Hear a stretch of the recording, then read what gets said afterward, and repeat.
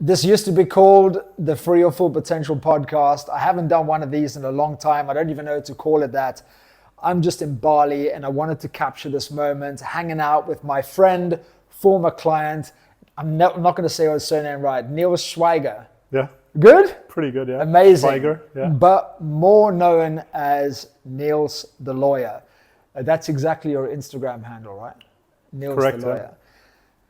I asked you to have this conversation because of the journey that you've been on.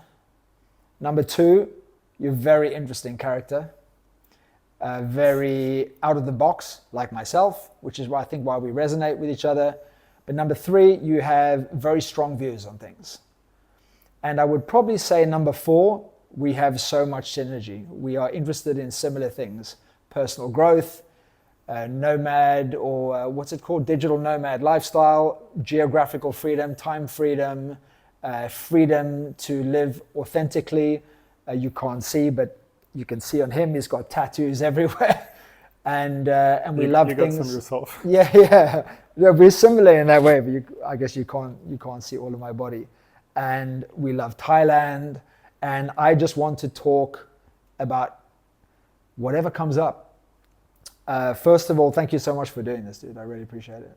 Yeah, I was actually excited to do this. I think it's kind of cool. I wasn't sure whether you were going to want to do it, but when I said, hey, do you want to film some content? You were like, yeah, let's fucking do it. So I was super happy, especially because I leave tomorrow. It's been a great experience in Bali. Before we start this conversation, because I don't know how long this is going to go, we'll just keep it free flowing. Yeah. But this is going to go to my community.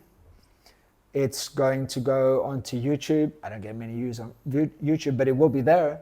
And also potentially we'll cut it up into reels and things like that. So for people in my world that don't know you, who are you? Let's start there. I'm Niels. I'm 39 years old. I decided to work with you almost 2 years ago, I would say. Yeah. I'm a lawyer by training. I would say that's still what I identify as in a way, hence my Instagram handle, Niels the Lawyer.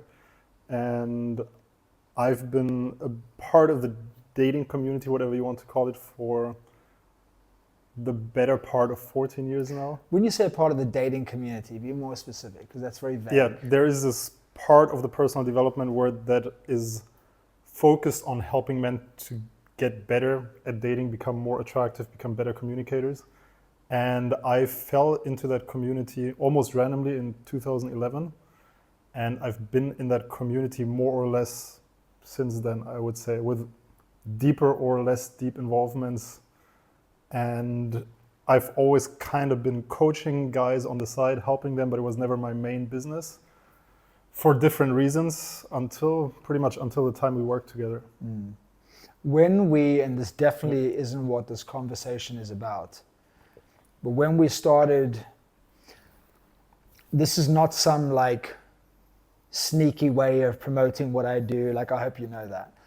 But to my audience who are either going after success or already successful, and now they're at a stage where they realize that they want more peace, more fulfillment, what was it for you that got you to be in touch with me? Because you were successful. Yeah, I was doing extremely good career-wise, I would say. Everything was going good, but for already a few years, I would say I was in this mode where it felt a little bit like just more of the same.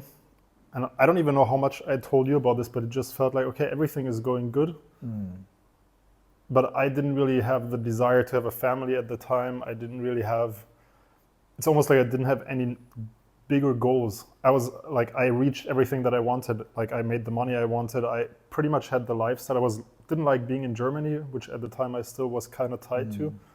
But apart from that, I was living the life that I had wanted to live 10 years before. And it felt like, hey, I didn't know what the next step was, if that makes sense. So it was just more of the same. And that had been going on already since probably 2021. So it's 2026 now. So it had been going on probably for 3 years at the time.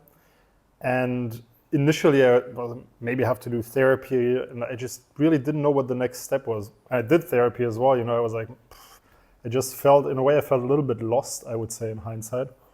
And I just really didn't really know what to change in my life. Yeah. And also, I think when we started working together, I also didn't really know what to change. And the thing that I remember from me flipped this switch, so to speak, was just do something hard and have like a physical goal. I think that's what you kind of made me realize I have to do that. Then I did the kickboxing fight, and I had all of a sudden something to work towards again, which I literally hadn't had for the years before that, I would say. Yeah. Are you allowed to, can you share where you were at before becoming a lawyer? Is that something you can share? Because obviously you're still a lawyer. You mean historically what my path was? Yeah, what your path was, yeah. Yeah, when I was 14, my parents divorced, and in the cliche path, I somehow ended up with the wrong people and started heavily consuming drugs. So I was, by the age of 16, I was heavily addicted to crystal meth and pretty much using crystal meth on a daily basis until even shortly after I started studying law. So I was already studying law, studying to become a lawyer in Germany at the age of, I was probably 19, using crystal meth every single day. And at that point, my life had kind of reached this point where my brain, just from years of being on drugs, wasn't working properly. So that was my almost accidental first encounter with personal development, because I realized that, hey, I cannot study. I somehow went through school, like high school, and I think my IQ and everything just helped me get through it even without studying. But then in university, I just didn't make it. Basically, I was like unable to focus on even reading a couple pages, and my brain was not able to retain what I was reading.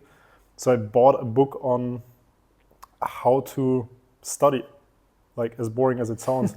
And that guy was teaching some basic personal development concepts that I then was like, fuck it, I'm just going to try this, and made a bit of a plan for what I wanted out of life. And I realized that, okay, if I kept going down the path that I was going down now with how I already felt then, that would not end up where I wanted to end up. And that's basically what helped me make the decision to get clean, get my life together. That's so crazy that you were studying to be a lawyer and still on ice, as we would call it in South Africa. Yeah. Thank you for your honesty. How do you get to 39, right? Yeah. How do you get to 39 after doing crystal meth for so many years and still be so good looking? Correlation, not causation, as they say. I always joke with Niels about him being too good looking. No wonder you're in the dating and attraction game. It's just something that is a natural skill for you. I was not looking like this 10 years ago. I think really? I worked on my appearance and my presence and my everything for the last 15 years. Yeah. Well, I've never told you this, but I do think that, and this probably goes into the work that you do today as part of your coaching.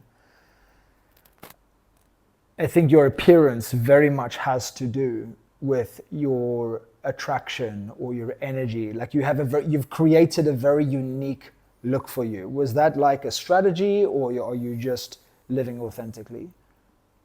I do think that in the beginning it was partially a strategy. Like, just to use the tattoos as an example, I knew that I was very much into girls that were into tattoos. So that's how it started. I got my first tattoo, but then I was just, man, I fucking like this. I want more of it. And then I got more tattoos, and at some point I kind of lost interest in it. I just stopped. Like now you can't really see it, but there's like gaps, which probably other people there's would gaps just everywhere. Close. Yeah, but here on the arms is almost like, hey, there's spots where it's missing. You've got the most unique canvas in terms of tattoos I've ever seen. Like, what's been your inspiration for the most random collection of tattoos, or has it just been random? It has been pretty much random, yeah. It was really like, I got a tattoo with my siblings, first tattoo, then I decided to get another tattoo, then I got a tattoo with a friend, and then I'm like, okay, I like this one guy, I'm gonna go for this style, and then I did it, and I was like, I don't really like it that much anymore, and I changed it, and then, I was like, okay, now I have to make sure that these different styles don't completely clash, so I have to like be a bit more I mean, you've intentional got about like, it. what is this, a tiger? Yeah, a baby You've got tiger. a tiger, and then you've got fuck yeah. And then But you you've know, got some a of number they 5. all have kind of like a logic. This number 5, I made it myself, and I had to pick something easy because I have no idea how You to. tattooed it yourself? Yeah, with a gun.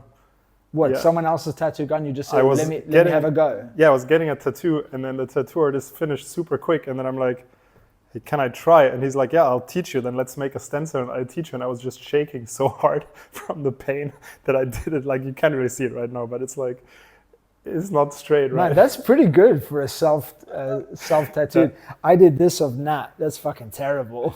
That's Oh yeah. I bought But it. you did the opposite of me. I did this, and he's like, "No, you're pressing too hard. Stop, stop." Yeah, It's I like was you're like, fucking up your skin. I was like, I don't want to do too much just in case I fuck it up. But I spent so much money on tattoos. I was like, you know what? I'm just going to buy a tattoo gun. I'm going to start practicing, and that's as far as I got. Yeah, it's pretty difficult, It's right? fucking hard, and I don't know why. I found it way more painful than having someone do it. Same. for me. I was like, "Oh my god, I cannot do it." It was like, that was unbearable. Honestly, that was unbearable. It's also the hand, though, right? It's Yeah, probably already because it's very painful. sensitive here. I've never asked you this. Why did you choose law? And at such a young age? Yeah. I was thinking whether I want to talk about this on camera, actually, but I Whatever you're can't talk comfortable about it. When I was, I don't know if I was 18, if it was before my 18th birthday or shortly after my 18th birthday, but I had, within a very short period of time, I had multiple instances of being in trouble with the law, as they say, being in trouble with the law, based on the things I was doing at the time. I remember. This is a great story, share, but I remember you did tell me before. And with one of these instances, I had the insight, I would say now, to actually consult a lawyer or hire a lawyer, criminal lawyer at the time. And then I went to this lawyer's place. And at the time, I was pretty much almost at the end of high school. I didn't really know what to do with my life. And I think that's how it is for many young men or young people in general. You finish high school and you don't really know what to do. Or what, especially for me, I wanted, like, at my time when I graduated high school, it was all about, okay, you have to go to uni, you have to study, but what do you want to study? And there was nothing that I had this massive interest in. And then I was working with this lawyer, and I realized, man, this guy knows how the world works. That was my thinking back then. Nobody can tell him what he can do and what he cannot do. So it's already back then kind of like driven by this idea of freedom. You know, nobody can tell him what to do. And I'm like, this guy just wrote this half-page letter and he's charging me. Then I saw the invoice, you know, I'm like, this guy makes so much money. You know, that was just, I'm like 18 or like however old I was, you know, you're like, man, this guy makes a ton of money for putting some words on paper. It's probably, like, already then I was like, it's probably copy-paste more or less, right? He knows what he's doing. Nobody can tell him shit because he knows the laws. And then, of course, for a, let's call it like borderline criminal teenager, that's the dream, right? I was like, this guy makes way more money than me right now. And then he knows how to do things. Nobody can tell him anything. I'm just going to do that. And then I wanted to And become also, a in a criminal way, lawyer. you know how to get away with stuff as a lawyer. can To a kind certain of- extent, yeah, for sure. You know There's where like- the line is. you know where the line is, and you sometimes know the ways to trick the system. Of course, I Yeah. think it works better in some countries than in others, and also ideally, nowadays I see things very differently. I just feel like in hindsight, when you're a criminal or at least somehow involved with shady activities, you're never really at peace. It's like almost like every time the door rings or like the bell rings and you're not expecting someone, there's this thought like, oh, what if it's the police? Right? You like never really at ease because of what you're doing. And for me, I think it's horrible. It's really not, like, I'm so, like, even nowadays, you know, this anxiety that I had as a teenager from that, I think it's still sometimes within me because I still have these dreams, like maybe 2 or 3 times a year that I'm somewhere and then the police storms the house and I get arrested, you know. So it's like, I don't think it's a great way to live life. It's so much better when you just have everything set up in a way where it's just in alignment with the structures that you're supposed to have. But that's probably a decision that everybody has to make for themselves. So you had a clear motivational driver, a clear why to become a lawyer. Many years later, you're successful as a lawyer and at a very young age as well.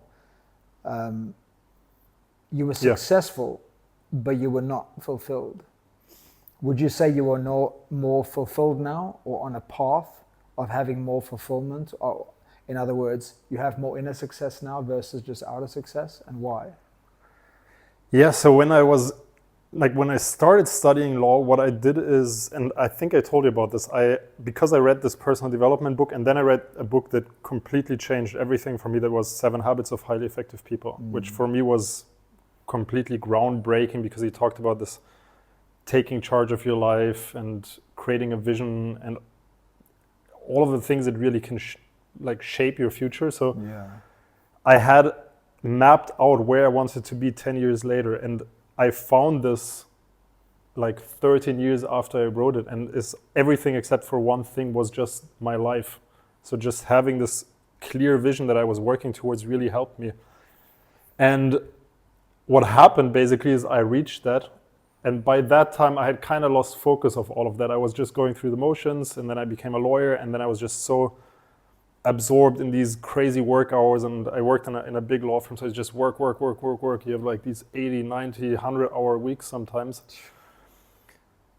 And you just lost in busyness, I would almost say. And then that, and me constantly going out and coaching on the weekends, which I was already doing back then, right? Is like just, I was constantly busy and not really having or taking the time to look at a bigger picture of where I wanted to go.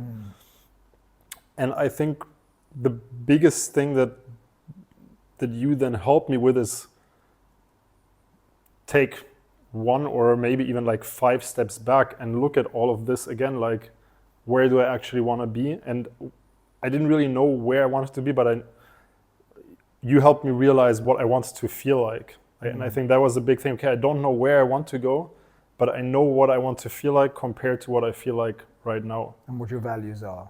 So like, yeah, going into, okay, what do I actually value?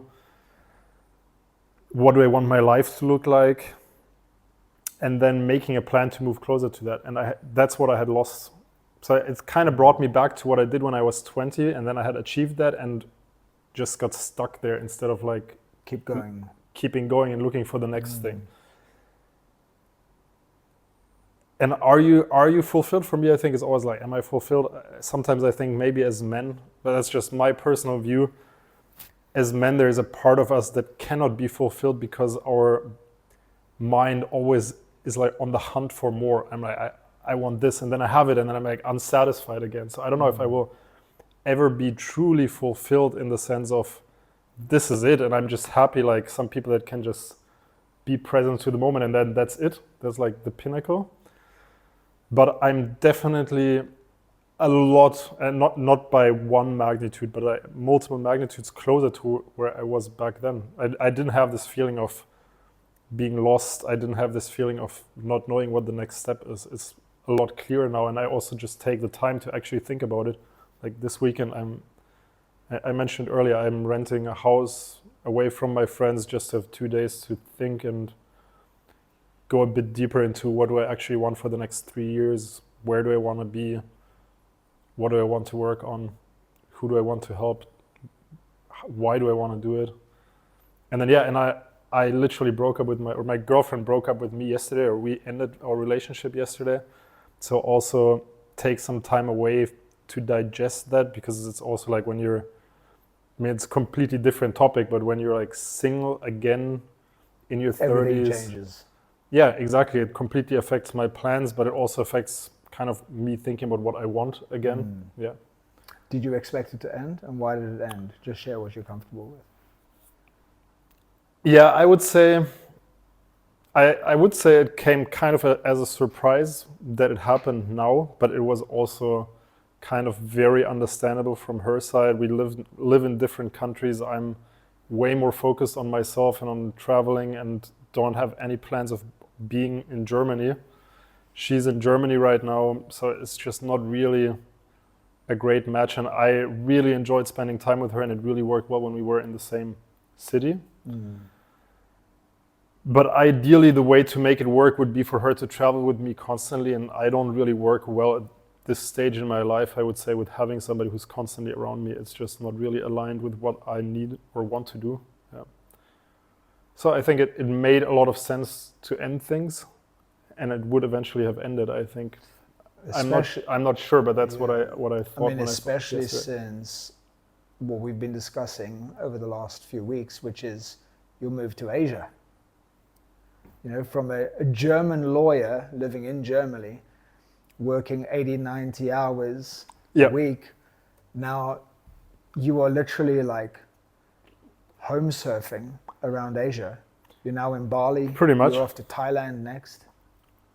Yeah, and I'm loving it because I'm really living the life that I wanted. I still do some legal work, but it's very like freelance based. I help guys with dating, which has kind of been my obsession my whole adult life. And long term, I will probably focus it away from a lot of the social stuff. Like I do a lot of nightlife and evening activities, which is, I think, not very compatible with living a healthy long-term lifestyle. But for now, I'm It's the opposite to me. enjoying it. Yeah, I do an early morning lifestyle and you do a late night lifestyle. I literally do a late night lifestyle at the moment. Yeah. It's funny, whenever I message you, I get a 1 tick on your WhatsApp till like lunchtime. Oh yeah. Oh, but it's also because of your work hours. Because you're still on Europe work hours, right? Yeah, but it's mostly because I'm on the weekend schedule, so I can go out and then I just align my whole schedule with it, so I don't have to have these in Germany, what happened is essentially I would often either go out by myself or coach guys at night, and then I would be up Thursday, Friday, Saturday until 4 a.m. and would constantly switch my schedule. Whereas now I just have every day I sleep at the same time, and it's a lot better for my health, I would say. Obviously, we're going into many different things: success versus or fulfillment versus success. We're going into your story. We're going to go into moving into Asia. What's better, Thailand or Bali? But to any single men watching, I wanted to ask you, what exactly is it that you do when you say you coach people? Especially, I'm curious when you say you're coaching until 4 a.m. in the morning. Yeah. But before I get to that question, I want to ask how you ended up settling on this. Because we've discussed in the past that this was always a natural gift to you. You're always very good at it, as in like it's natural, you're skilled at it, and you get results for people, but you didn't want to do it for a while. And now you've ended up deciding that actually, no, this is the thing that I want to do for now. How did you come to settling on this? So I have to preempt this by saying I have been doing it for a long time. I just didn't want to put my face on it publicly because in my opinion, there are a lot of negative associations with being a dating coach or helping guys to get better with women. And yeah, so that's what you said it better. Why did you decide to commit after doing it part-time? Yeah, so I knew I wanted to do coaching as a business, but I didn't want to do the dating coaching as a business that has marketing attached to it. So I tried to pivot from dating into fitness. But fitness is something that I really enjoy. I train, we both train Muay Thai, but it just didn't feel like me. I'm not obsessed with it. It's not like, to use fitness as an example, I don't enjoy researching stuff about nutrition. I can do it, like I research legal stuff, but it's not like I get obsessed with it and I want to know more and I enjoy explaining in simpler terms. But with dating, I think it's been such a big pain for myself in the past that I developed this obsession where I just really, I read everything I can about how the mind works, how relationships work, how attraction works, how neurotransmitters affect how we behave around other people, and all of that stuff. I just find it fascinating. And I realized in the last year that it was kind of a waste of my potential to not do this, because there's way fewer people that can do what I do now than there are fitness coaches, for example. So for people to learn from you for free, do you have a YouTube? What's your YouTube? I have a YouTube. It's also Niels the Lawyer, Niels the Lawyer on YouTube. Cool. Instagram, Niels the Lawyer, shameless plug.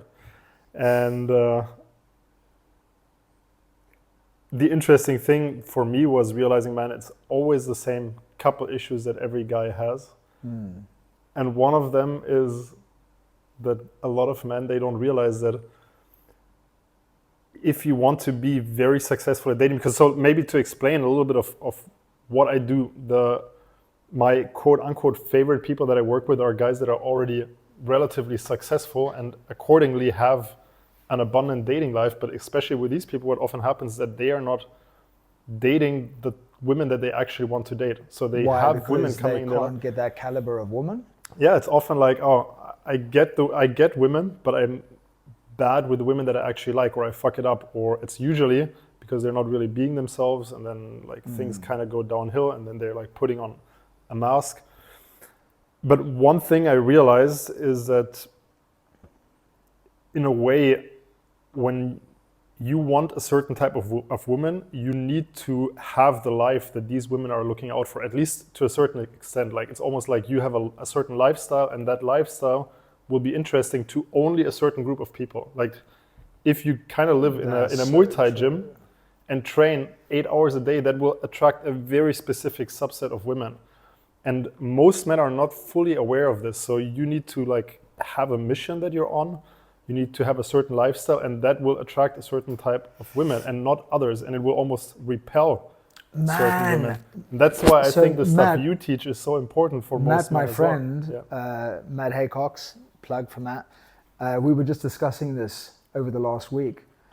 And you know, you know my content, right? I try to help everyone, inspire everyone. It's like, no. You need to speak to one particular person. Not only do you then attract that person more, like you just said, of the opposite sex, but you disqualify everyone else. You repel everyone else. So absolutely, I totally agree with that. And it's a fun question, but you know me, right? You know a lot about me. How can I become more attractive to my wife? I think you're doing already a lot of things really well, right? But is there anything that you, like, this is a genuine question. Yeah. Is there anything that you think in observing me that you think if he did this, Nat would be even more attracted to him? Be brutally fucking honest. I would say no. I could observe you guys a little longer, but I think you do a couple of things really well, right? You're extremely like hosting, I would say, right? You're the man in the relationship. It's like your life, and she kind of became a part of that. You're on your path, your mission. Like you just said before. Like I just said, and then you're also doing one thing really well, just in terms of communication, that most men are just horrible at, and that's keeping it playful. And I see that in your reels, right? Even like years into the relationship, it's just like, oh, it's this like playful thing, and let's have fun together and keep it engaging in a way. That's where I would say many relationships, and I'm not a relationship expert. I would say I'm an expert on helping men get women. I'm not really an expert on helping men have long and happy relationships. But the one thing I see very often happening is the man either losing his mission and like submitting to the mission of the woman, or just both don't have a mission, or at least it loses the spark because it becomes too serious and there's no playfulness, and then there's no more fun, and often that also leads to loss of intimacy, and then I believe that then it's basically lost at that point. I'm sure that you agree on this. I believe that as a man, sorry baby, but I think your mission should always come before your marriage or your relationship. Because otherwise, you, like you said, you become obsessed about the woman. And then when they on a day that they don't feel good because it's that time of the month, or they're going through some shit, then all of a sudden, oh, it's their fucking fault. No, you should be on your mission all the time. Yep. Agree, 100%. And is that what you, I guess you kind of touched on it before, but do you make sure that your clients are always living on purpose? Is that part of the work that you do? It's become part of the work that I do. I used to be very technical. I used to really mostly teach guys to have one-night stands in nightclubs. So it was really based on technique and communication. And I would say now it's become more of a much broader approach.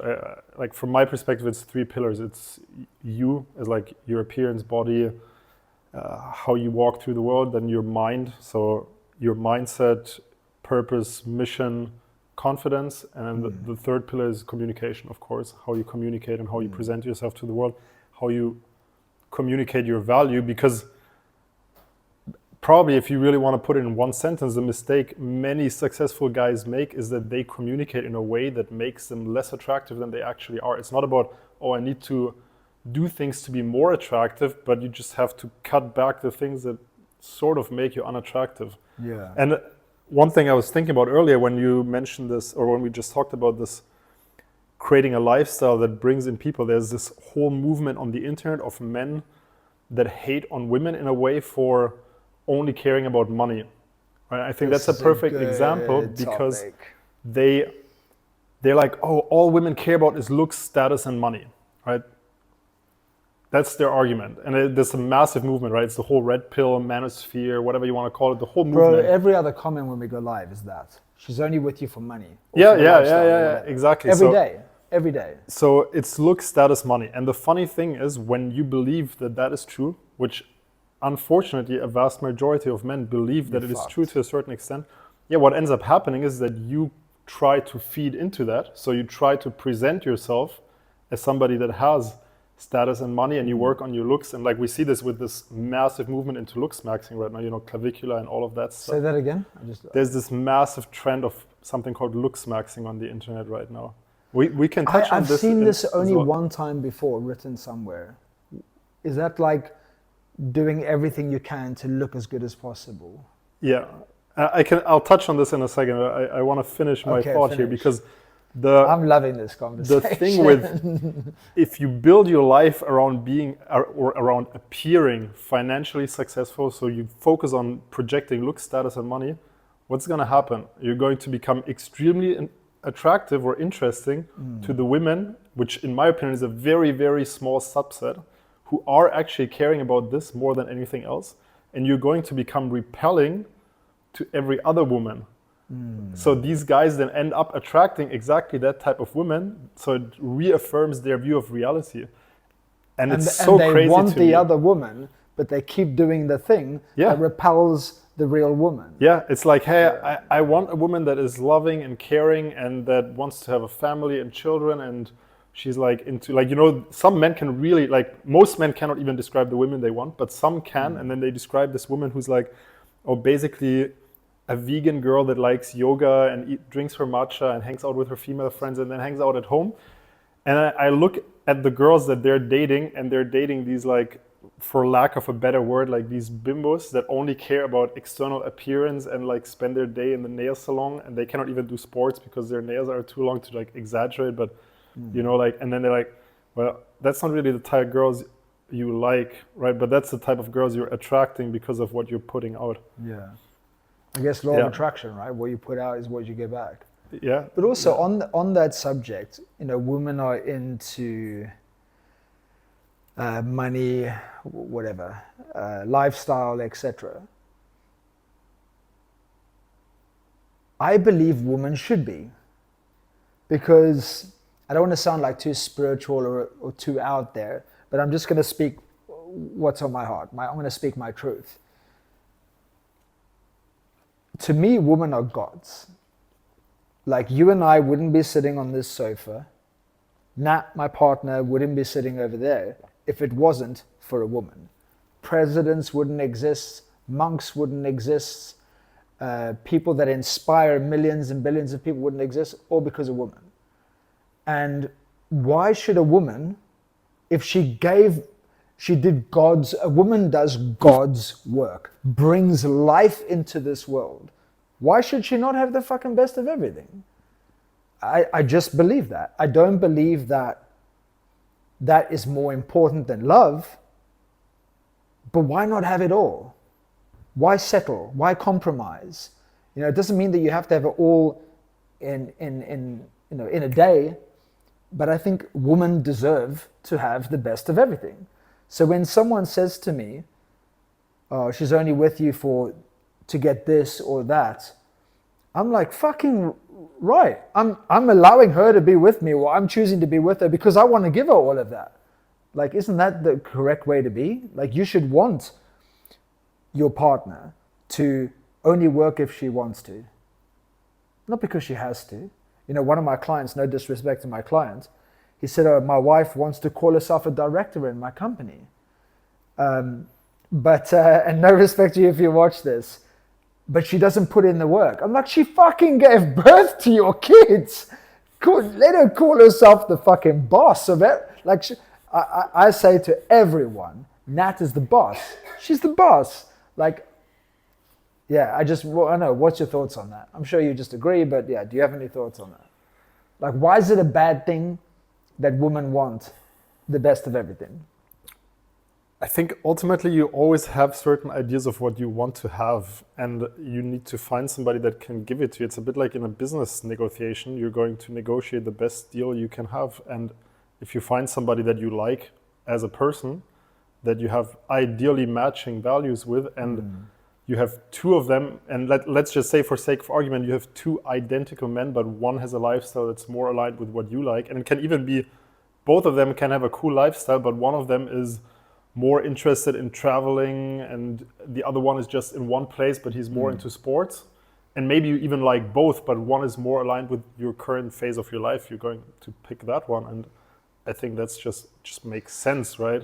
So of course, I think pick ideally somebody that you really have a match with, and at the same time also matches in terms of lifestyle. And I do think it has the number of women that care about money in terms of just materialistic thing is probably, I'm going to say under 3% without having any numbers on this, but I think it's a very small number of women, and the vast majority of people care, or the vast majority of women will care about the lifestyle that you live, because like 10 years ago, I met a girl in a nightclub and we hooked up, and that girl was an international model. And we spent 2 days and had a lot of fun, but I was right out of law school, you know.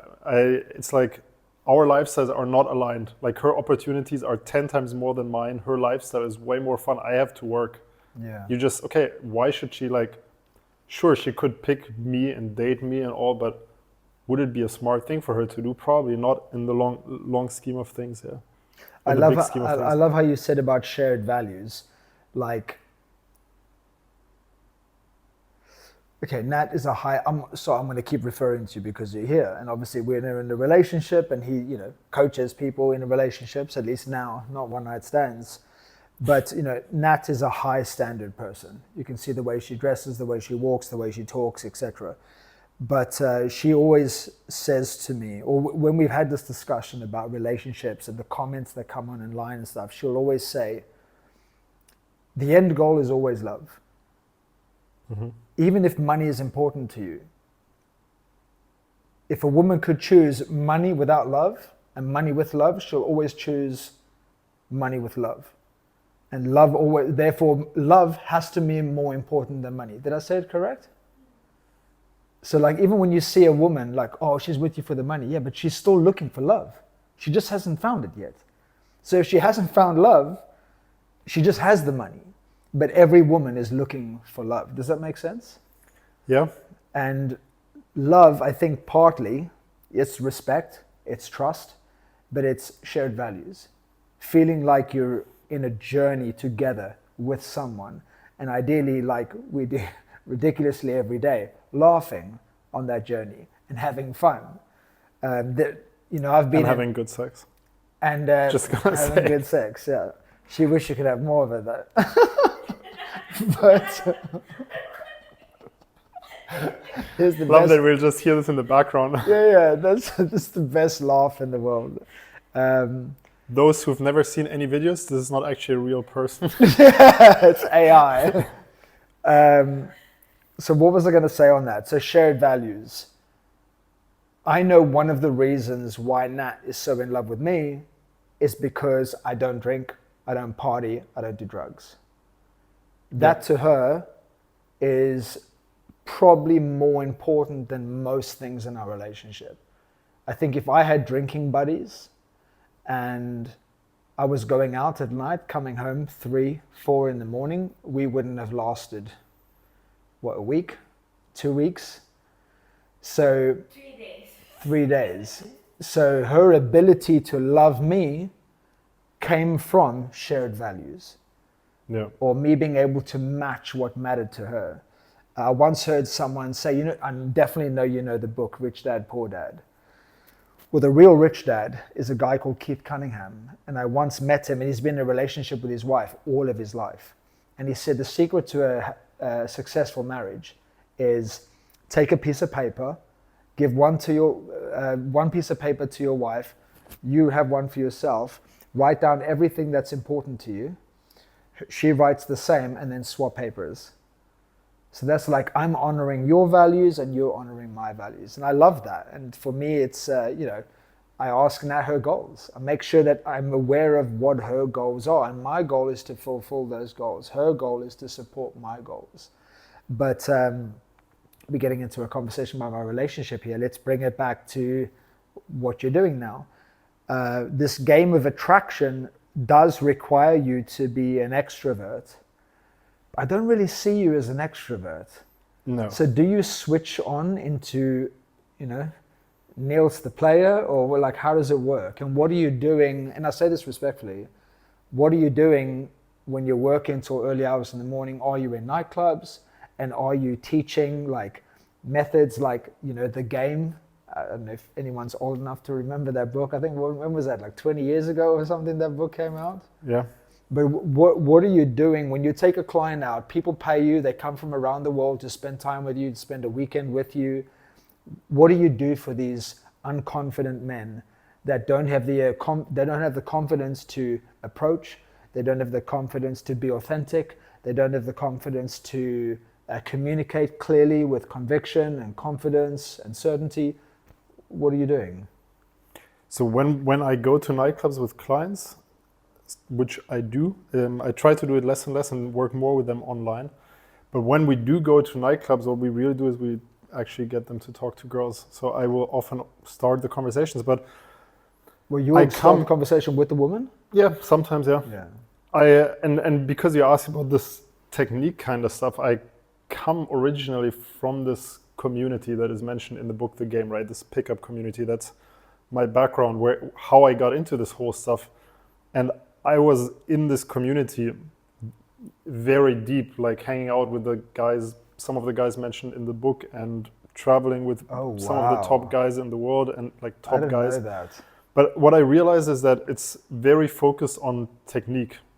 So yeah, you can get good at understanding how the dynamic in a nightclub works. But I think if you're over 30, focusing on nightclubs and even bars, like I really like it. It's like I like being in these environments and I like having one night stands, but I don't think it's a smart thing to do. I think the way to go is building a life where it's easy to meet women in day-to-day life. So having like a coffee in a coffee shop that you can meet girls in, work out in gyms where you can meet girls, and then optimizing your social media and dating apps, and that makes it so much easier.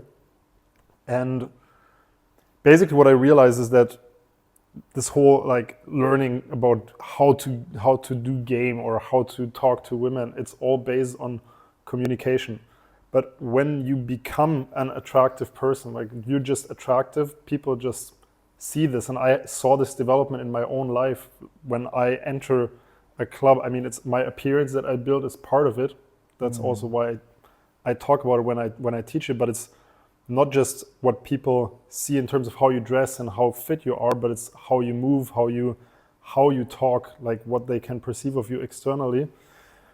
And it all comes from confidence, from knowing who you are, from not caring about other people's opinions so much, which can all be learned. I think that's, sorry to interrupt, I think that's one of the most attractive things, both for a man and a woman, knowing who you are and not caring about people's opinions. Because people pick up on that energy. And then a lot of the time I basically teach my clients to remove the layers that they built to protect their inner self. And then oftentimes once you get there, which takes some work, but once you get there, all you need to do is literally say hi and then not fuck it up. So it's a lot easier than, I need to be more attractive and then I need to do this technique and that and I need to make her laugh. Like once it clicks, you don't need to do anything. You just say, I see a girl I like, and then I go over and say hi, and then I trust that I can make, like, something will happen. Especially if you're a match with this girl, this whole concept of needing to do things to get a girl comes from this dating community originally started with guys that were complete nerds, and they're like, oh, I need to get this woman who's like far above me. So they have this inverted dynamic. But if you're a successful guy, especially like if you're already in your 30s or 40s or even 50s, you're already the man, right? So you just need to learn how to communicate that and show that without being try hard and trying to win her over and trying to prove yourself. Yeah. I wonder if Nat's worrying with you teaching me too much tips to become more attractive. Have you ever had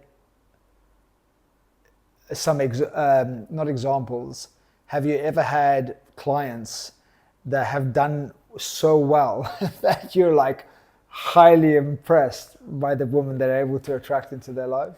Where you're like honestly like, God damn, this guy paid me to coach him, but God damn, he did really well. I have a client who is a very, very successful German.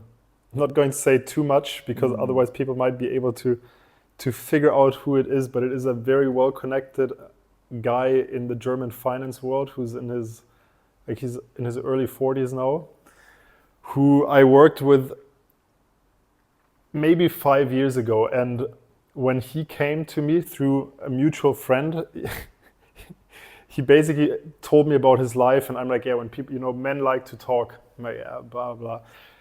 And then we started working together and he started sending me pictures of girls that he's around. So just because of the access that he has, he's invited to birthday parties of high-level soccer players and movie stars and shit like that. He's like, yeah, I went to this party and there was this model, and she sends me her Instagram. It's like 1 million followers or something, like super famous girl. He's like, yeah, I was trying to get her, but she was there for the host, and so I couldn't get her. And then he's like halfway depressed, and then he's telling me about how he ended up hooking up with another girl that was really not that attractive, and it's also some massive Instagram model. And his reality is so different from most men just because of the access that he has. Yeah. So that was very interesting. But this guy also just wanted a relationship ultimately, right? And then he was portraying this whole player thing, but what he really wanted was a relationship, but he was not acting accordingly. So again, the women that would meet him would not see what they were looking for, and there was a mismatch. And then he ended up attracting the wrong women again. So basically screwing it up for himself once again because of how he was positioning himself. If you talk of marketing, which essentially it is. It is marketing, It is really marketing. You have product, understanding your market, and then creating or showing that there's a fit between you as the product and the market. And so many men are just so bad at doing that, or they never learned it. I mean, it's not their fault, but I know you just touched on this again, but I want to ask you you touched on this before, but I want to ask you this again in a direct question for men that are watching this. How important is confidence in attraction? It is extremely important that you're not affected. I would say, I think confidence is super important, but I wouldn't say that you need to be perceived as extremely confident. I think one thing that is really fucking you over is when you get affected by things that happen around you. It's just not very masculine. And when many women are turned off by this, when they say something and they can notice that it affects you, or they make a joke and you cannot handle it, or you get triggered. There was this thing when I had a phase where I really enjoyed trying to take girls from guys in evening scenarios. I would go to these couples or like not necessarily couples, but just people that met in the evening and get them. And I would always know that if I can get the guy to get triggered, even if he gets aggressive, then I won.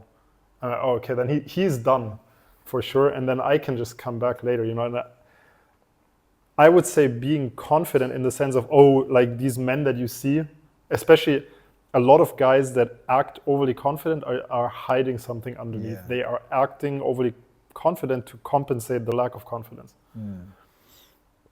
And I think what's way more important, maybe to put it in different words, is being able to be calm and present. So it's not so much about, I'm super confident, but you might feel anxious doing something. It might even feel uncomfortable, but you're still going to do it because you're okay with being judged for doing it. You're okay with failing. You're okay with any outcome. So I think calmness rather than confidence is important. But in a way, one comes with the other. This I think projected calm confidence yeah, is more powerful than confidence pushed out, you know?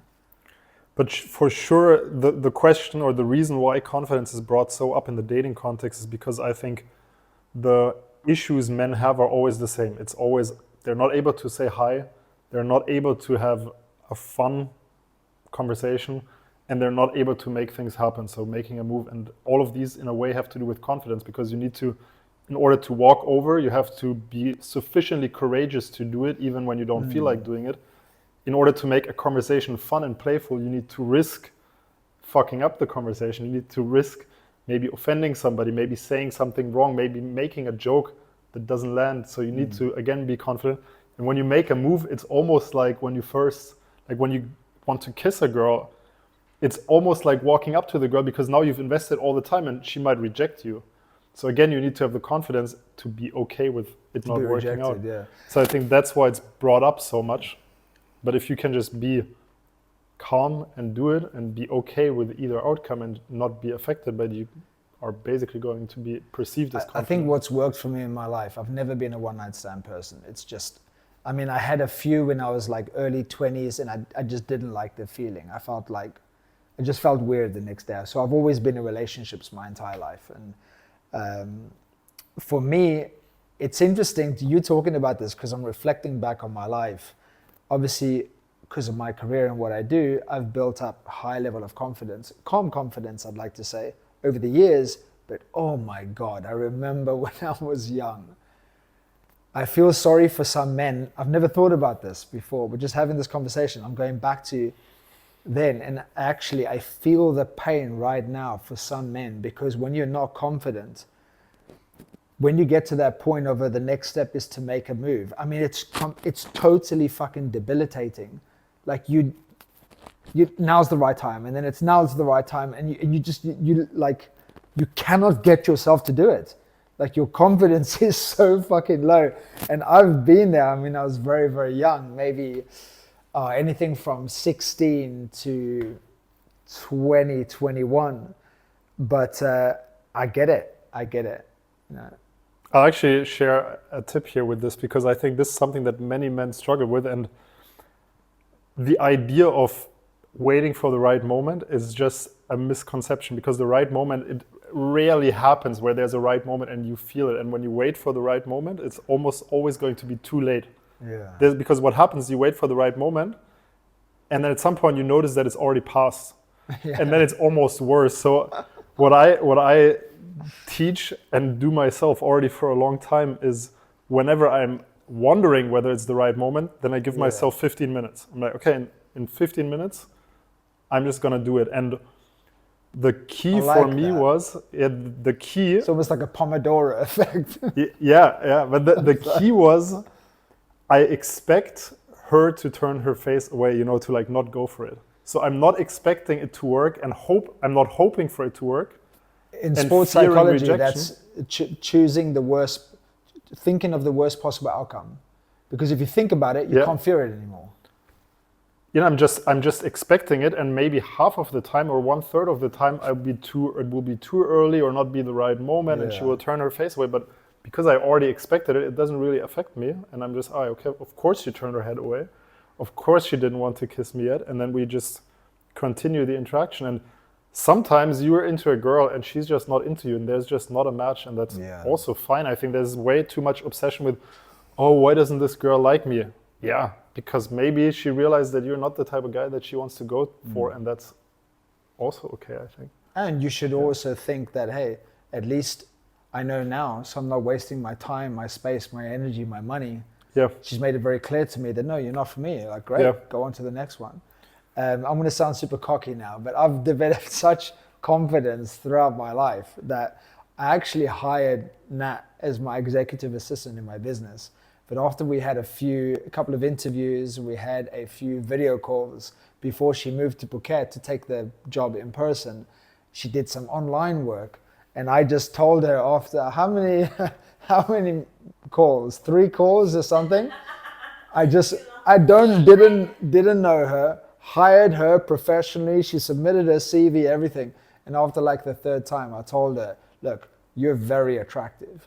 I don't know if this is going to work out because I'm too attracted to you. Yeah. I said, I'm too attracted to you.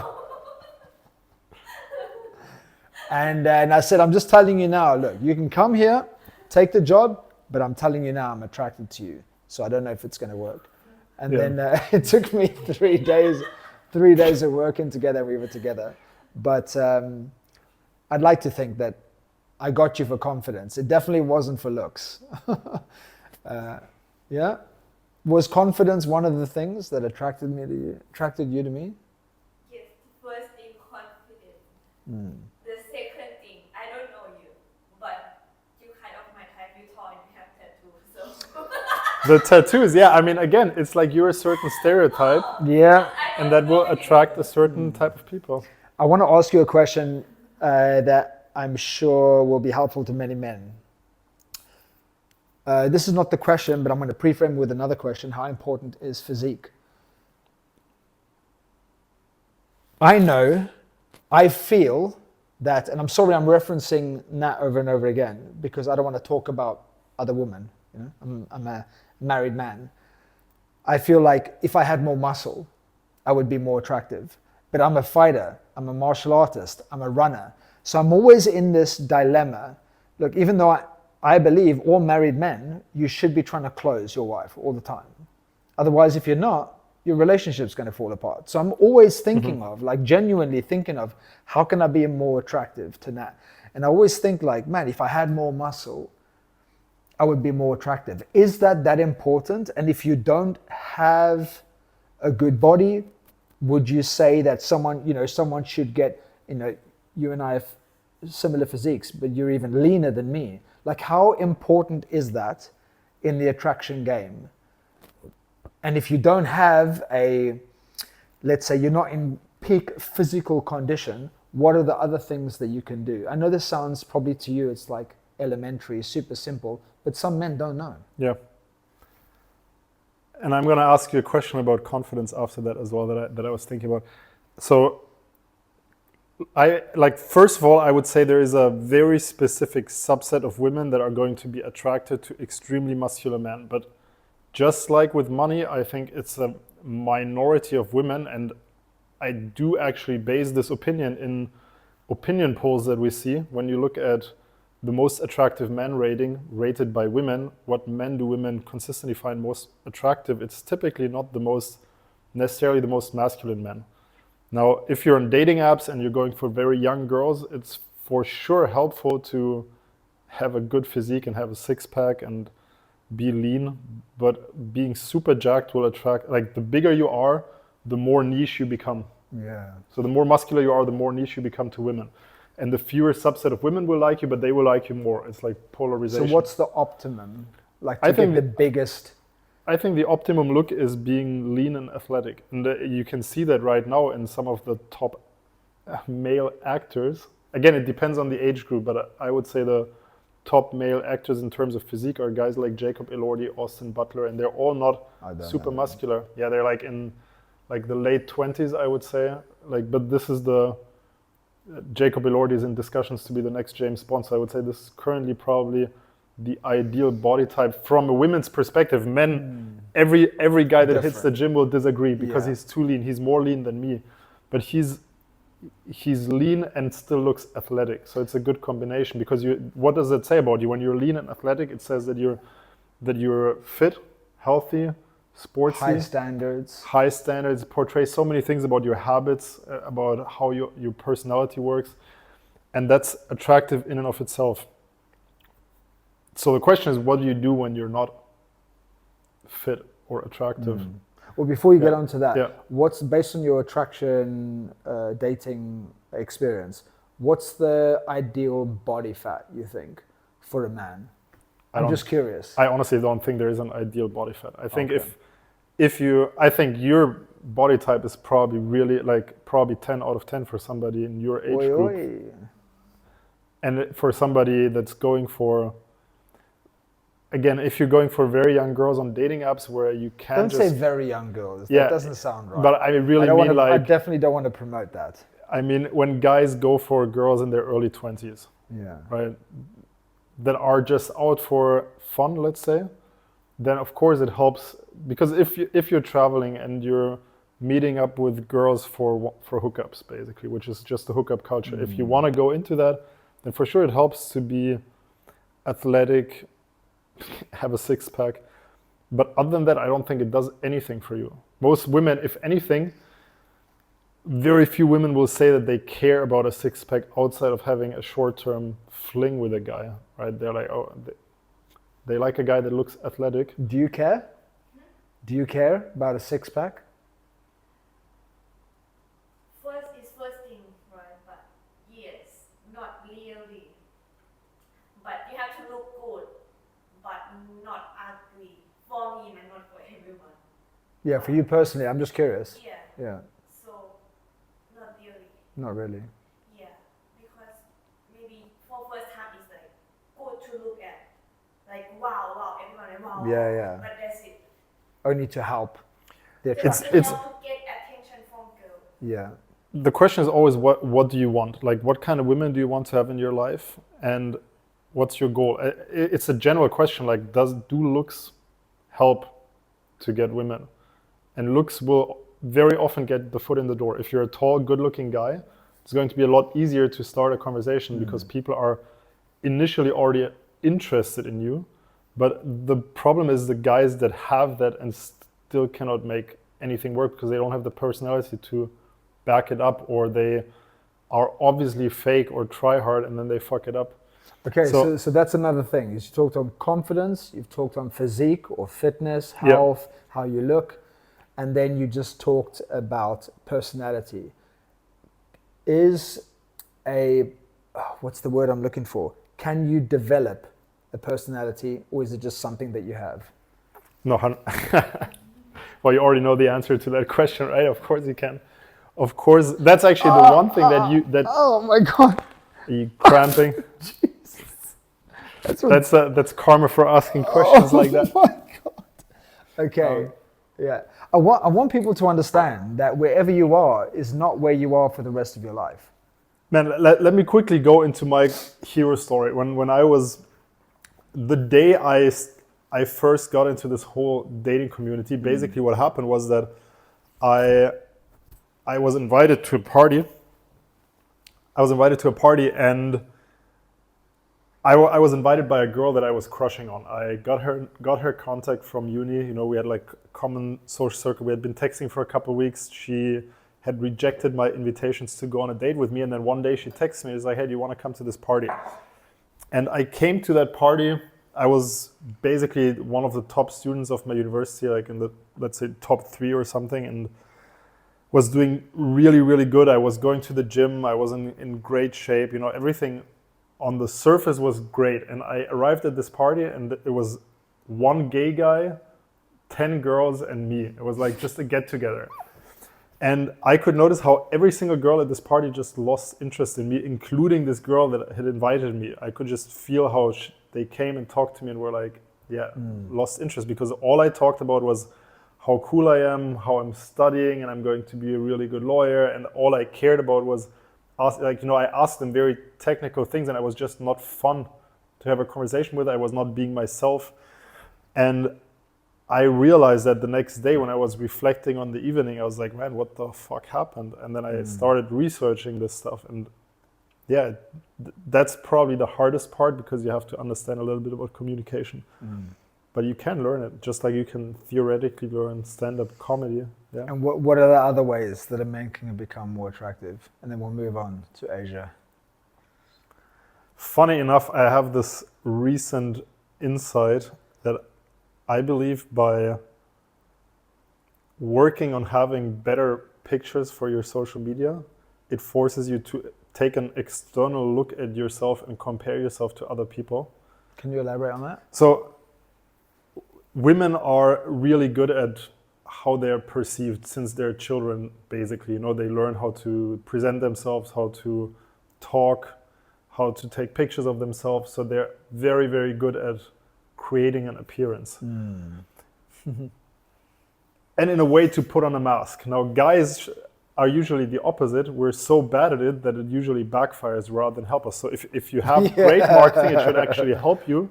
But most guys have marketing that might not even be great, but might not even be poor, but it's going in the wrong direction. So it doesn't do the thing it's supposed to do. And if you start taking pictures of yourself, and I see this with clients that work on getting pictures for dating apps, they get a better understanding of how they come across by comparing these pictures to what they were actually going for. And then seeing, oh, this is actually what I want to portray, but this is what I look like. So I do think that working on your social media and appearance can actually, through the back door, kind of help you become more attractive. So working on your marketing, basically, for yourself. Work on your digital marketing, yeah. Yeah. I could keep talking. I wanted to ask you just if you would have to summarize, because you're all about vision, mission, values, and purpose, right? That's your thing. But in a way, I believe being aligned with these things is a very important part to being confident, because if you know where you're headed and you live in alignment with what you care about, it's almost like you care a little less about what other people think of you because you know yourself. And one of the reasons people care so much about other people's opinions is because they're not very sure of who they are, so other people's opinions reflect back on them. And I think if you get a better understanding of yourself, you also automatically become more confident. But I was wondering if you agree with that, or if there's other things that gave you confidence in your life. Because you are extremely confident. Yeah. You talk on stages and you do things that people are terrified of doing. Even when I'm broken or I'm having challenges, like I just never lose my confidence. And therefore it is a skill. I actually, shameless plug, I wrote a book called Self-Confidence. You can find it on Amazon, and it's all about the psychological skills for developing confidence, specifically for leadership and for overcoming your challenges, but confidence is confidence. I would actually say the first thing was what you shared was the first thing that I taught you, which was stretch goals. That is the first thing that helped me develop my confidence, because your confidence is your belief in your ability, or your belief in yourself. Certainty is your belief in your abilities, right? So like, let's say we want to go do a Muay Thai fight. Our belief in being able to make that happen is certainty, at least how I teach it. Confidence is the confidence within yourself to be able to step in the ring, do the training, etc. And creating stretch goals for me, every time I created or set a goal that I didn't believe I could achieve, and it frightened the fucking daylights out of me. Your identity is made up of what you believe about yourself, others, the world. So if you want to change your identity, you have to change what you believe. Well, if you challenge your beliefs, then your identity has to change, right? Because your identity is a result of what you believe. So I started doing ultra events in my teens. Then I started DJing, putting myself out there, DJing to 5 people, fucking palms sweating. Then it became 2,500 people in clubs, opening or headlining New Year's Eve. Then speaking. First time I ever spoke, I wore a sports jacket over a shirt, and I couldn't take the sports jacket off because I was just drenched in sweat, sweaty palms. But the first time I did it, I was like, oh shit, I can speak and I'm pretty good. Confidence goes up. So it was just keep setting goals for myself that I didn't believe I can achieve. That really is the key emphasis. Do shit you don't think you can do.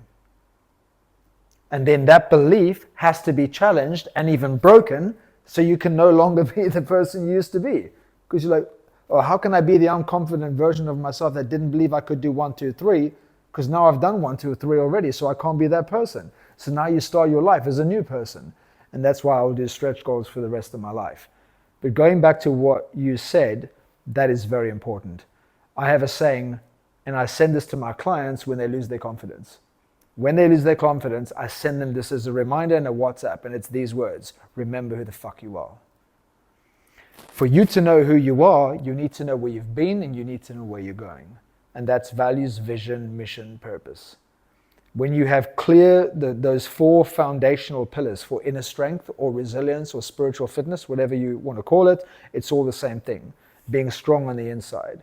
When you know what your values are based on your past and what's been avoided and what matters to you, when you know the vision, what you're moving towards, when you know your mission, what you're moving in your vehicle, when you know your purpose, when you go off track, how to get back on track, it's like a GPS.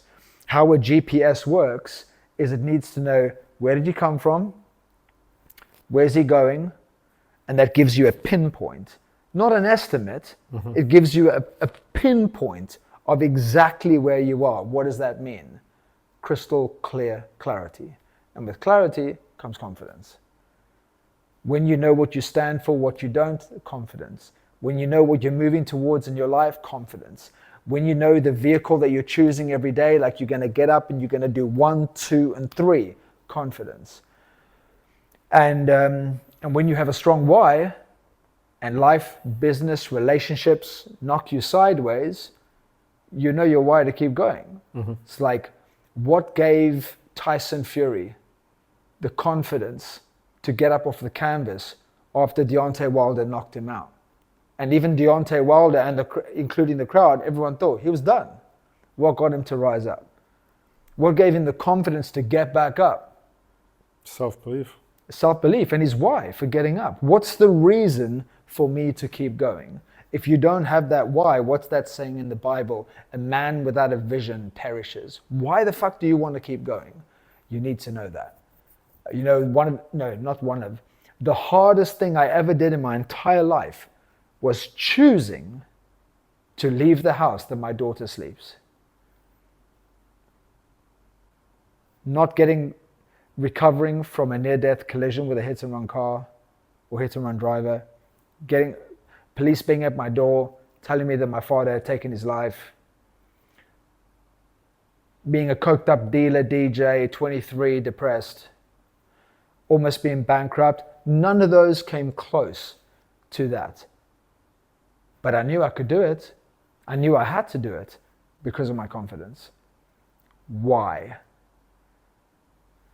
Because I told myself from when I was a child, I'll never let my children experience what I experienced, which was an unhappy household. Mm. And the last fight I ever had with my ex, I saw my daughter's face. And I knew that'll be the last time she ever has that face. And people can judge me all they want. My daughter is the happiest fucking girl in the world. Because I refuse to create an environment where she knows what unhappiness is. Mm. And she never stops. She never stops laughing, singing, dancing, playing. And that was my why. That was my why for leaving. And it wasn't easy. It wasn't comfortable. But I had the confidence because of my values, what I stand for, the vision, what I want for myself and what I want for my daughter, my mission to be a good role model. That's the vehicle, or one of those vehicles is to be a good role model for my daughter, and my why, to never let my daughter know what it's like to be in an unhappy home.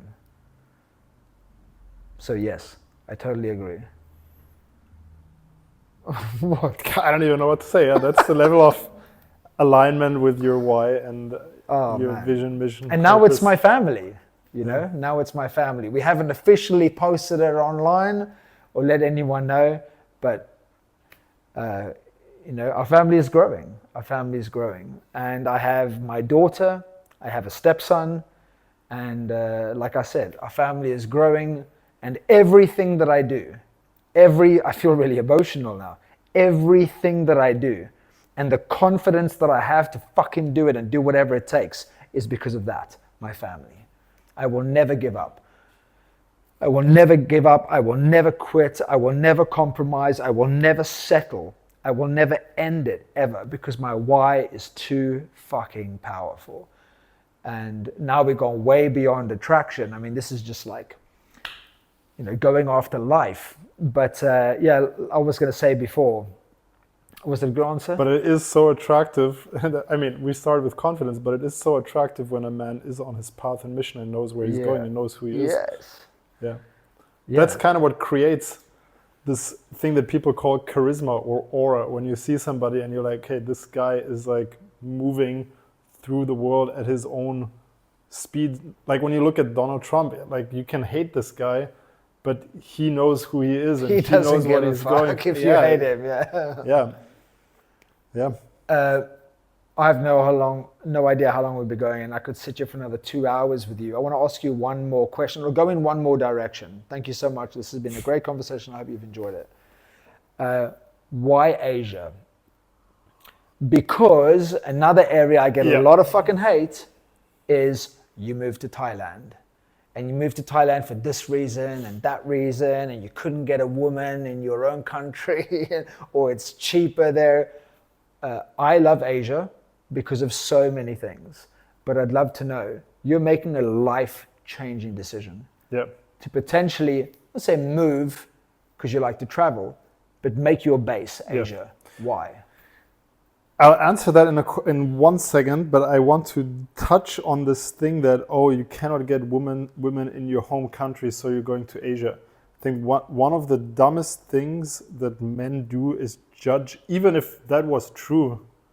Sure, like, wouldn't you rather be in a country, like, just putting it out there, would you not rather be in a country where women like you than being in your fucking 3,000 inhabitant village where the only woman that looks at you is a woman that you dated 10 years ago that you don't like? That's like the bitter guys. They're like, oh, yeah, I could also get somebody there. And then even worse, if you like Asian women and then you're in Europe where there's like 1 in 10,000 and you're like, oh, I like Asian women, but I'm not in Asia. Now, for me, that decision had nothing to do with women. While I'm here, I think it's mostly because I like the time zone. But also, so now you've opened up something for me. I'm sorry to interrupt. But also, some people judge others, let's say for dating Asian women, because they judge themselves. I had a client that could not see himself. He's so fucking unconfident. He's not a client anymore. Like he's so a victim. But he's so hard on himself that he judges people for dating Asian women. I'm sure he judges me because he could never see himself doing that because he's so scared of what other people will say about him. But that's just, ultimately, to be honest, that's just racism. 100%. Inherent racism, because like I think everybody has a certain type of women that they like more than others, or women have the same, right? Certain type of men they like more than others. And I think you should just go for what you like ultimately. But I was never particularly into Asian girls, but I do think that Asians, in like the Thai people in particular, they're so nice to hang out with. The women are amazing, but also the Thai men, just the people in Thailand, for me, there is such a welcoming culture, and the feeling of freedom you have in Thailand is amazing. So there are a lot of factors, a lot of things that I like about Thailand, and I think another factor that's very important for me is the fitness culture. And I believe that the fitness culture in Bali is massively overrated, and it's almost fake in terms of what creators create. Yeah, there's run clubs if you like to run at 6 a.m. There's a lot of stuff you can do in terms of run clubs, but I think other than that, gym facilities, kickboxing, Muay Thai facilities, these type of things, I think it's a lot better and a lot more established in Thailand. Totally agree. And it's also just in terms of, I've seen so many reels of people saying, oh, I came to Bali and there's so many well-in-shape people. And I think it's just not true compared to Thailand. I think there are so many more trained, well-in-shape people in Thailand. I think because you've not ventured out of Fitness Street in Thailand. Like the Shillong But area. also in Bangkok, you see, okay, Bangkok is also, I'm biased because you see all of these 50-year-old guys that move to Thailand and start doing steroids. Yeah. But yeah, I do think that there's not as many people here that are in amazing shape as I expected. Yeah. Even at our gym, there's not that many people that are in like really good shape. I mean, I have thought being here that everyone's in really good shape. I have felt that. So we've just, I guess. But we live different seen- rhythms, right? Yeah. I'm out first You're thing at in the the 6 morning. a.m. He's run. out at night. Yeah. I'm hanging out with the athletes in the morning, and you're out with people at dinners and things like that. I'm just judging by what I see in day-to-day life on Yeah. the streets. Yeah. I think that, and by the way, I never, ever in my whole life one time thought I want an Asian partner. But when you move to Thailand, like that's One where the week women in are from. Thailand. When you move to Thailand, more than likely the woman you meet is going to be Thailand. It's like if you move to fucking Australia, you're probably going to get with an Australian woman. Yeah, I think So that's it's another like- thing. Like, what type of women do you want? And is there a way for you to, if you're single and you want to date these kinds of women, is there not a way for you to get into that environment? That's, I think to me, it's such a no-brainer. Like, I really like Eastern European girls, right? So, of course, it would make a lot more sense to be in Eastern Europe, and potentially, maybe if I will start looking for a relationship, maybe I will go to Eastern Europe again and hang out there.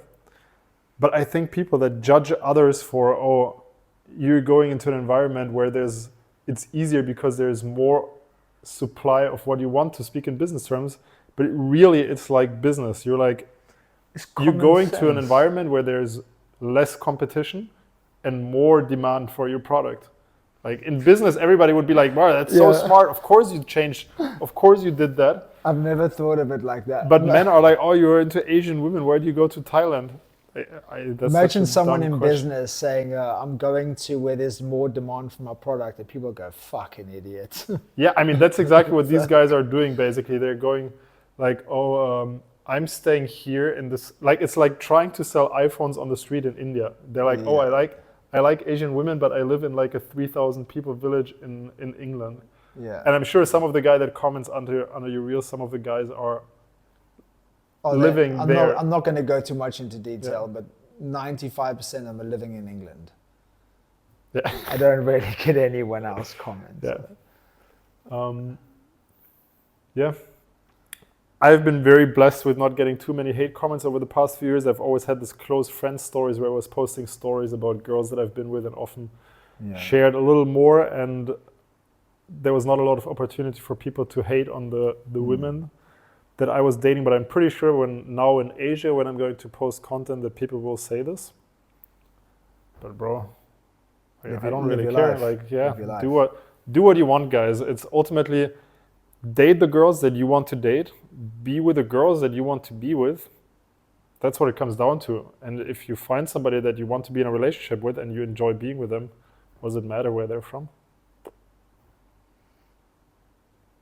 I mean, if it does, then that's a different story. But then you're racist. Put your hand on your heart. I know you're still thinking about it, but put your hand on your heart. Connect to your heart. Where do you answer it in 1 second? It's just a game. You can change it, but connect to your heart, connect to your heart, connect to your heart. Where do you think you'll end up living? Thailand. Where in Thailand? Yeah, probably. I haven't seen so many places yet, but probably Bangkok. Why Bangkok? It's very well connected. It still felt like a village where I was living in Sukhumvit, I think it's called. Still felt like a village. Yeah, in terms of everything is walking distance. Didn't Oh, yeah, basically there's use any transport. Fucking Sukhumvit is like living in chaos. Yeah, that's maybe why I was slightly anxious when I was there, but I did like it. I had too good of a time there, I would say. I'm very surprised that of all the places in Thailand, that's the first thing that came up for you. I mean, we couldn't wait to get out of Sukhumvit. It's busy, yes, but it have some good thing. I mean, everything is very, like you have everything there that you need. You don't. have everything there. I had everything there that I need, yeah. Yeah. Well, I hope that you do come to Thailand, man, because that means we can see each other more. I haven't seen you in over a year. Yeah. I can't believe it's been over And we're also a here year. randomly, right? That's almost the craziest part, that we're both in Bali at the same time. That was pretty cool. Then when I got here, almost immediately, like within 24 hours, you were like, "Oh, you're in Bali. I'm coming next week, whatever." but we've only seen each other like two days Yeah. or 3 days. It's definitely been the longest that we've hung out. And I'm so glad that we're able to record this. I've never had a conversation like this with anyone on camera. So I'm looking forward to sharing this. And I hope it helps some men. I hope that people contact you. If you lack confidence, if you lack the ability to communicate with clarity, confidence, conviction, if you lack skill in attraction, if you are single and you're one of those men that's like, oh, I don't know if I'm ever going to find the woman of my... Stop looking for women. Develop yourself. I say this all the time. If you struggle to get a woman in your life, stop fucking looking for women. Because doing the same thing over and over again, expecting a different result, is the definition of insanity. You can't get the woman that you want because of who you are. And that's not me being rude, it's just me being honest. The world is a mirror of who you are. The opportunities that come into your life are a mirror of who you are. The people in your life are a mirror of who you are. If you want better people in your life and you want a better partner, or you want a partner, become better. That's the work that he does. That's the work that I do in different niches, but it's the same work. How to be successful. And it starts with inner success. Develop yourself. Develop yourself, develop yourself, develop yourself. I have nothing to add to this. Yeah. Brother, thank you so much, man. Really appreciate it. It was a fun conversation. I liked it as well.